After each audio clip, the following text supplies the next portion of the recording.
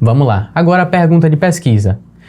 Você quer fazer uma revisão sistemática com meta-análise. Você vai ver que eu vou repetir isso daqui porque eu quero que você sistematize. É uma revisão sistemática, tem alguns passos. Nesse caso eu trouxe 11, tá? Você quer fazer uma revisão sistemática com meta-análise. Você teve uma boa ideia. Tá bom? Agora vamos fazer uma pergunta de pesquisa, a famosa PICOT, que é tão confusa para muita gente. O que é a PICOT? Vamos problematizar. De novo, uma PICOT ruim, ela pode destruir a sua meta-análise, que pode ser boa, tá? Então a pergunta PICOT, ela vai definir o quê? A direção do teu trabalho, os limites dele e a viabilidade de toda a revisão sistemática, tá bom? Então assim, PICOT é uma abreviação. O P vem de paciente, população ou problema, o I é de intervenção ou exposição, o C é de comparação, que pode ser um grupo, pode ser placebo, o O vem do inglês, que é de outcome, que aí vai ser algum desfecho que você quer focar. O T é o tipo da questão, aquele trabalho que você está fazendo. Ele é uma meta-análise o quê? Diagnóstica, terapêutica, prognóstica? Você tem que definir o que é que você quer saber. E o tipo de estudo que vai ser incluído? Estudos clínicos randomizados, coortes, casos de série. Qual é o melhor? Clínicos randomizados. E por que todas as meta-análises do mundo não são feitas de clínicos randomizados? São estudos mais escassos pelo fato de eles serem mais difíceis de ser feitos por várias questões.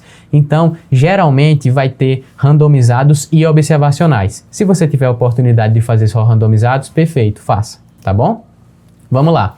Antes de você buscar os estudos, você tem que saber o que você está procurando. Como? Pela PICOT. Então, essa pergunta mal definida vai gerar uma busca confusa, vai gerar critérios frágeis e vai gerar estudos que não são comparáveis entre si. Então, você vê que o problema ele começa pequenininho, ele começa na pergunta e no final ele é grande, vai ser no resultado.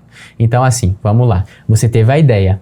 Aí você vai dar corpo a essa ideia, através da PICOT. Então essa pergunta confusa, se for confusa, vai gerar um projeto confuso, um projeto frágil, um projeto vulnerável, tá bom? Então quem vai definir busca, critério de inclusão, exclusão e até a interpretação dos resultados é a pergunta de pesquisa, é a PICOT. Só daí você tirou a importância disso, tá? Então ela é a identidade da sua meta-análise, ela é a estrutura da sua meta-análise. Então ela vai definir quem entra, o que vai ser comparado e quais os resultados que importam. De novo, resumir de uma forma mais simples e mais limpa visualmente.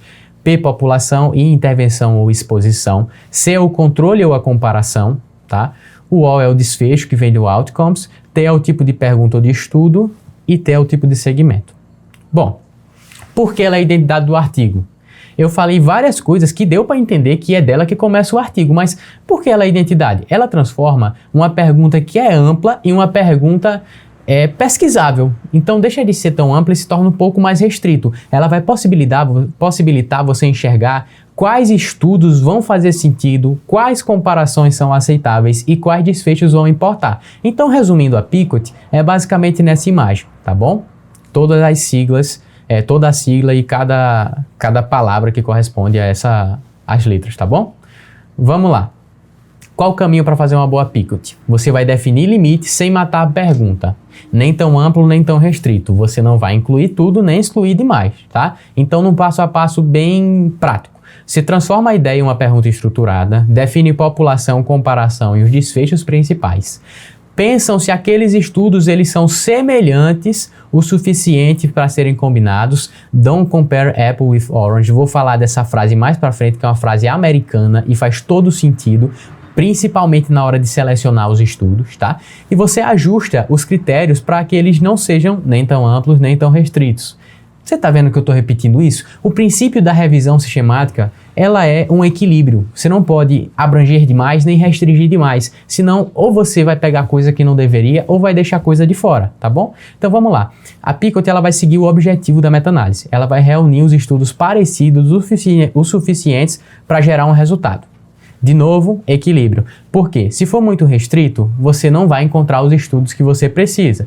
Se for muito amplo, você vai comparar coisas que não deveriam ser comparadas, não deveriam estar juntas. Então, uma ideia ampla que você teve, você transforma numa pergunta PICOT, define critérios e depois você vê quais estudos são comparáveis. Então a frase está aqui, don't compare apple with orange. O Dr. Anderson fala muito essa frase.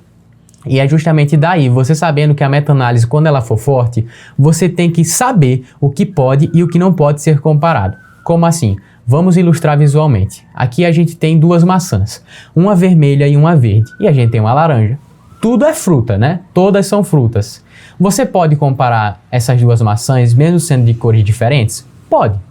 Agora, você pode comparar uma maçã, seja qual for a cor dela, com a laranja, apesar de serem frutas? Não é cabível. Então, os estudos eles não precisam ser idênticos, mas eles têm que ser semelhantes o suficiente para serem combinados. Quem vai definir esse limite do que pode ou do que não pode ser comparado? É a nossa Picot, tá? O que entra, o que sai, quais são as diferenças.